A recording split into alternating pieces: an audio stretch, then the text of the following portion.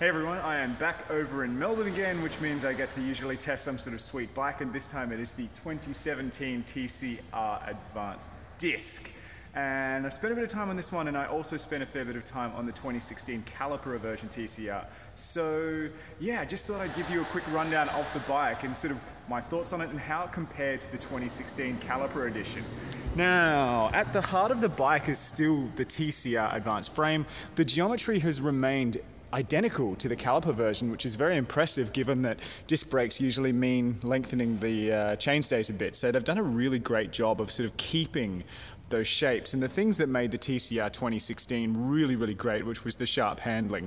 It still feels like similar to the TCR 2016, but there's a few changes. So heart of the bike, the frame is still very, very similar. Obviously just a few modifications to get the disc brakes onto them. Finishing kit, the saddle is still the same, the bars are still the same, the stem is still the same. Updates for this year, obviously we have the disc brakes, and we also have a slightly changed wheel, still their own in-house carbon clinchers, obviously just without the brake track on them. There's also a switch to Di2, so we have a full Ultegra Di2 set, 52-36 up the front and an 11-28 at the back. Personally, I like to see compacts, that's a personal preference. Really depends on where you ride, how many hills you do, and what sort of rider you are. So I think getting on the TCR, it still sort of feels the same, but it doesn't quite have that snappiness and that quick acceleration that the 2016 caliper version did. It's about a bit over a kilo heavier, and a lot of that is to do with these shifters. They're 300 grams for the set heavier than the mechanical version from last year. So just in the shifters there's a fair bit of extra weight. There's also a bit of extra beefing up going on in the frame. So it doesn't quite have that really, really racy feel that the 2016 version did. So that's something that's a bit different. It's still a very good bike. It's more compliant than the 2016. One of my sort of problems with the 2016 bike was that it was a very, very harsh ride. If you were on rough or bumpy roads, you get a lot of vibration, you get a lot of bumps, you get thrown around a bit. So it's more compliant, and I do really like that, but it does seem to have lost a little bit of that really racy TCR character from last year. Still a very, very good bike. For me, the biggest problem though is these tires. Now these are tubeless. They're currently set up tubeless. They leave the bike shop as tubeless, and they have very little road feel and not a lot of grip.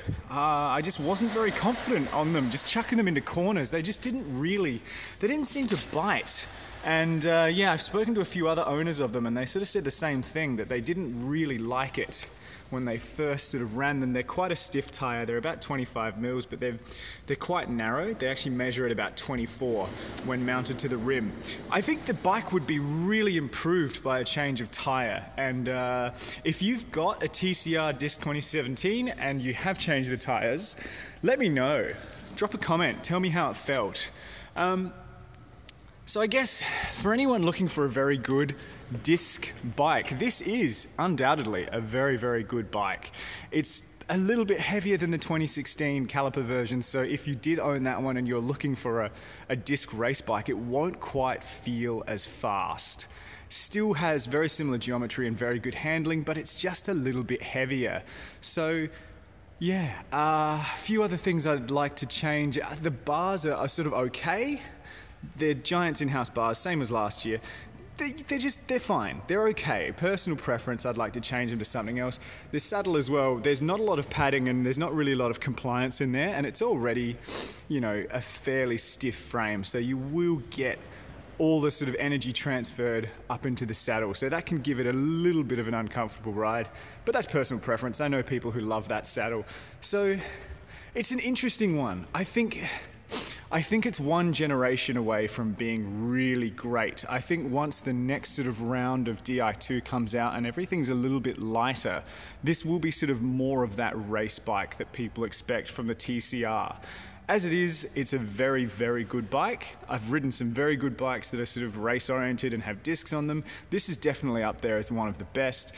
Just a couple of things that would make it better is just the tires. And you know, a couple of things to your taste like bars and saddle if that's what you want to do. But other than that, I think it is a very good bike. In its price point, it's very, very competitive. So check it out if you do want a very good, very fast bike with disc brakes that you can just ride really hard. Hopefully you'll be able to race on it. And yeah, thanks for joining me. Let me know if you're a TCR fan, if you've got one or if you've got the old one. Drop a comment and see you next time.